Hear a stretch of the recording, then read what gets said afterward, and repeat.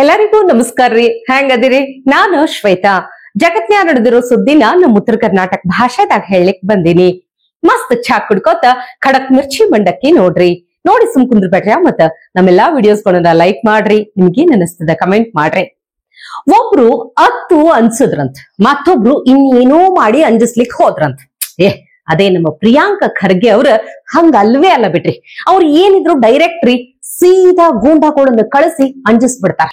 ಈ ಇಂಡಿಯಾ ಪಾಕಿಸ್ತಾನ ಯುದ್ಧದಕಿನ ಭಾರಿ ಕರ್ನಾಟಕದಾಗ ಪ್ರಿಯಾಂಕ ಖರ್ಗೆ ಮತ್ತು ಛಲವಾದಿ ನಾರಾಯಣಸ್ವಾಮಿ ಅವರ ವಾರ ಜೋರಾಗ್ಬಿಟ್ಟ ನೋಡ್ರಿ. ನಮಗ ಈ ಪ್ರಿಯಾಂಕ ಖರ್ಗೆ ಅವರ ಲಾಜಿಕ್ಗೆ ಅರ್ಥನೇ ಆಗಲಾಗ್ಯದ ನೋಡ್ರಿ. ಒಂಥರಾ ವಿಚಿತ್ರ ಮಂದಿ ಅಂತ ಹೇಳ್ಬೋದ್ರಪ್ಪ.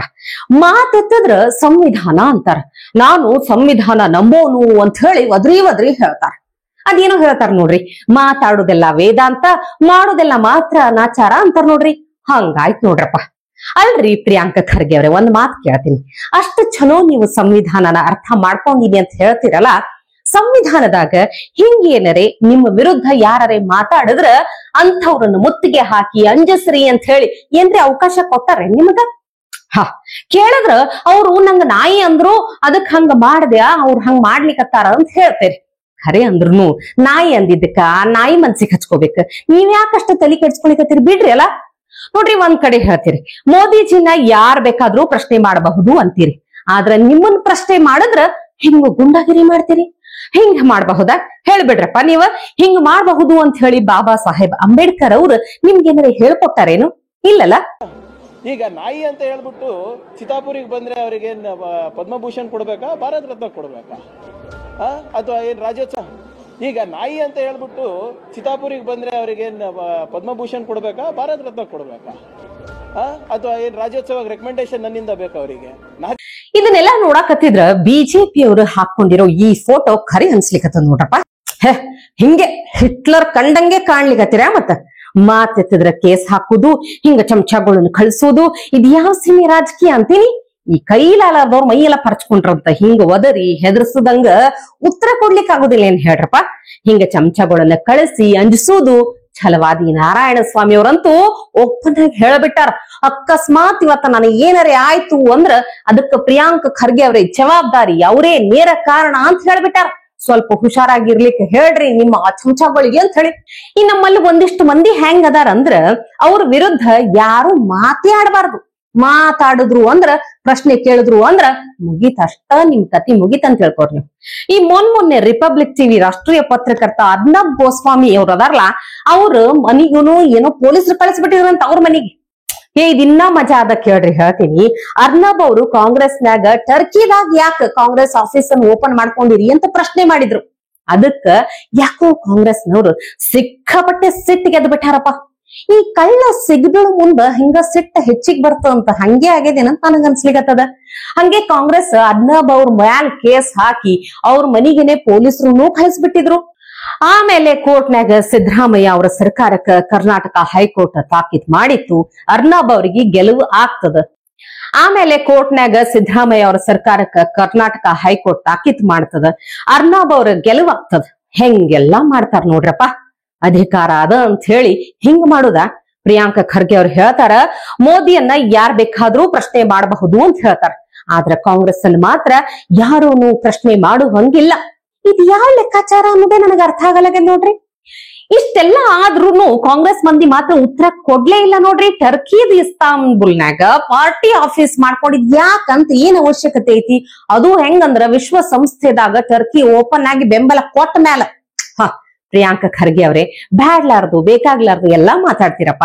ಹಂಗೆ ಇದಕ್ಕೂ ಒಂದ್ ಸ್ವಲ್ಪ ಆನ್ಸರ್ ಮಾಡ್ರಲ್ಲ. ಪ್ರಶ್ನೆ ಕೇಳಿದಾಗ ಉತ್ತರ ಕೊಡ್ಬೇಕಾಗ್ತದ.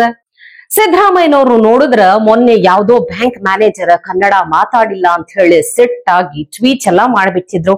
ಆದ್ರ ಕಾಂಗ್ರೆಸ್ ಶಾಸಕರು ಮಾತ್ರ ಹಿಂದಿಯರೇ ಮಾತಾಡಬಹುದು, ಉರ್ದುದಾಗರೇ ಮಾತಾಡಬಹುದು, ಮತ್ತವ್ರು ಬೇರೆ ಬೇರೆ ಭಾಷೆದಾಗ ಮಾತಾಡಿದ್ರು ಕೇಳೋರೇ ಇಲ್ಲ. ಕನ್ನಡ ಹೋರಾಟಗಾರರೇ ಎಲ್ಲದಿರಿ, ನಿಮಗಿದ್ ಕಣ್ಣಿಗೆ ಕಾಣಿಸಲಾಗದೇನು? ನೋಡ್ರಿ ನಮ್ಮ ಜಮೀರ್ ಸಾಹೇಬ್ರ ಹೆಂಗ ಕನ್ನಡ ನಾಡ್ನ್ಯಾಗೆ उर्दू ने नम्मा ಅಂತ ಭಾಷಣ ಬಿಗಿಲಿಗತ್ತಾರ. मुझे मालूम नहीं था ये प्राइम लैंड के दरगाह के पीछे जगह है, सो मुझे मालूम नहीं। 8 एकड़ म्युनिसिपालिटी की जगह थी। वो जगह कुछ हमारा एक्सएमपी थे ना डीके सुरेश को मुझे बोलने के बाद मैं क्या करे, हमारी डिपार्टमेंट को ले लेको, उनको जो पैसा देना था म्युनिसिपालिटी को देखो लेको हमें क्या करे, एक 315 साइड हमको लैट्री में देना को डिसाइड करे। 315 जने हमको टोटल 2800 जने एप्लीकेशन डाली, कहते डाली 2800 एप्लीकेशन डाली, उसमें 315 जने हमको लैट्री में उठा को देना अगर को डिसाइड कर को लैट्री का सिस्टम करे थे, पूरा लेआउट भी बना दली, मई बना हमारे डिपार्टमेंट से लेआउट बनी सो पूरे मार्क कर को रख दली। वो जगह देखने के बाद मैं क्या करे, प्राइम लैंड है, हमारे गरीबान दिए तो भी साइड क्या करती घर बन लेते नहीं, उसके से डी के शिव कुमार को मैं क्या बोलिया, नको साहब इनको दिया तो फायदा नहीं होता, एटलीस्ट घर बने तो 1500 तक घर बैठती वहां, मैं घर बना को देता हूँ, डिसाइड कर लियो। इंशाल्लाह इलेक्शन के बाद आपको तुम्हारे वो घर का काम करा को देने की जवाबदारी ये तुम्हारा बच्चा जमीर अहमद खान लेता, वो मैं करा को दे दूंगा। और एक टोटल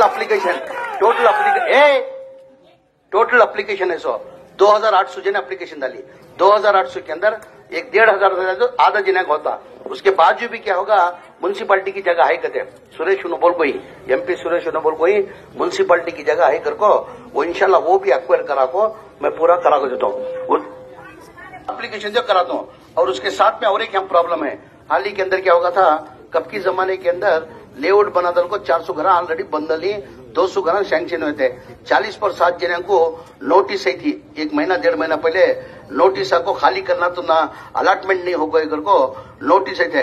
बाद में यहाँ के जिम्मेदार खिजर वासिल तमाम लीडर आपको मुझे बोलने के बाद मई कोर्ट में ये करा को वो स्टे करा को, अब वो सर्वे करा को जो बच्चे था घर बंदली वो उनको भी रियलाइज कर पूरा कर को उनके नाम से करा देता हूँ। मेहरबानी से अल्लाह का वास्ता देता हूँ, ये सब कब होता सो कांग्रेस कैंडिडेट जीता तो ना, खुदा ना करे कम सरस होगा तो अब मैं मिनिस्टर हूँ, 3.5 साल हमारी गवर्नमेंट है, हमारी हुकूमत है, अब उन्हें तुम्हें कम सरस कर लेगा तो क्या होता, दूसरा आगा तो एक काम हमें कमिट करेंगे को दूसरा कर वसील रखो ना जी, बाद में बात करो रखो कि भाई ये होता, उसके वास्ते मेहरबानी से जनता ಇದನ್ನೆಲ್ಲಾ ಕೇಳದ್ಮೇಲೆ ಕನ್ನಡ ಹೋರಾಟಗಾರರ ರಕ್ತ ಕುದಿಯಾಕತ್ತಿಲ್ಲೇನ್ರಿ ಯಪ್ಪ, ಒಂದು ಮುತ್ತುಗಳದಾವ್ ನೋಡ್ರಪ್ಪ. ಆ DK ಸಾಹೇಬ್ರು ಬ್ರ್ಯಾಂಡ್ ಬೆಂಗಳೂರು ಮಾಡ್ತೀನಿ ಅಂತ ಹೇಳ್ಕೊಂಡು ರಾಮನಗರ ಅಂತಿರುವುದನ್ನೇ ಬೆಂಗಳೂರು ದಕ್ಷಿಣ ಮಾಡ್ಲಿಕ್ಕೆ ಹೊಂಟ್ಬಿಟ್ಟಾರ. ಬಿಡ್ರಿ, ಅದೇನರೇ ರಹೀಂ ನಗರ್ ಆಗಿತ್ತಂದ್ರ ಅದನ್ನ ಇಂತ ಮಾಡ್ತಿದ್ರ, ಚೇಂಜ್ ಮಾಡ್ಲಿಕ್ಕೆ ಹೋಗ್ತಿದ್ರ, ಅಲ್ಲಿರುದು ರಾಮ ಅಲ್ಲೇನು, ಸೊ ಈಸಿಯಾಗಿ ಚೇಂಜ್ ಮಾಡಿಬಿಡ್ತಾರ. ಆದ್ರೆ ಈ ಹೆಸರು ಬದಲಾಯಿಸುವುದಕ್ಕಿರುವಂತಹ ಕಾಳಜಿ ಬೆಂಗಳೂರನ್ನ ಬದಲಾಯಿಸ್ಲಿಕ್ಕೆ ಇಲ್ಲ ನೋಡ್ರಪ್ಪ. ಮಳಿ ಬಂದು ಬೆಂಗಳೂರಿನ ಸ್ಥಿತಿ ನೋಡ್ಲಿಕ್ಕೆ ಆಗ್ಲಾರ್ದಂಗ ಆಗ್ಬಿಟ್ಟೈತಿ. ಅದನ್ನ ಸರಿ ಮಾಡೋದು ಬಿಟ್ಟು ಎಲ್ಲಿ ರೇಟ್ ಹೆಚ್ಚ ಮಾಡೋದು, ಎಲ್ಲಿ ಸರ್ಕಾರಕ್ಕೆ ರೊಕ್ಕ ಬರ್ತೈತಿ ಅಂತ ನೋಡುದೇ ಆಯ್ತಲ್ಲ. ಅಲ್ರಿ, ಇಂಥ ಪರಿ ಮಳಿ ಬಂದ್ರ ಸರ್ಕಾರ ಒಂದು ಒಳ್ಳೆ ಬಿಸ್ನೆಸ್ ಪ್ಲಾನ್ ಅಂತೂ ಮಾಡ್ಕೊಳ್ಬಹುದಾಗಿತ್ತೇನೋ. ನೋಡ್ರಿ ಇದ ಬಿಸ್ನೆಸ್ ಪ್ಲಾನ್ ಹೆಂಗೈತ್ ಅಂತ ಹೇಳಿ.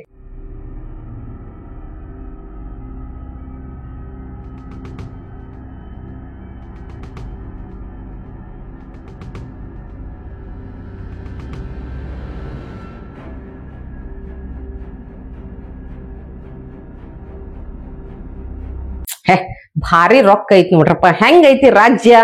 ಇವ್ರ ಅವಧಿ ಮುಗಿಯೋಷ್ಟ್ರಾಗ ಇನ್ನ ಏನೇನ್ ಆಗ್ತೈತೋ ಆ ದೇವ್ರಿಗೆ ಗೊತ್ತು.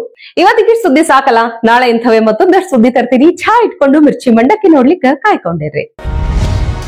ಟಿವಿ ವಿಕ್ರಮ, ದೇಶ ನಿಮ್ಮ ಕೈಯಲ್ಲಿ. ಈ ಕಾರ್ಯಕ್ರಮ ನಿಮಗೆ ಇಷ್ಟ ಆಗಿದ್ದಲ್ಲಿ ಲೈಕ್, ಶೇರ್ ಹಾಗೂ ಕಮೆಂಟ್ ಮಾಡಿ. ಟಿವಿ ವಿಕ್ರಮದ ಕಾರ್ಯಕ್ರಮಗಳನ್ನು ನಿರಂತರವಾಗಿ ವೀಕ್ಷಿಸಲು ಸಬ್ಸ್ಕ್ರೈಬ್ ಮಾಡಿ, ಬೆಲ್ ಐಕನ್ ಒತ್ತಿ.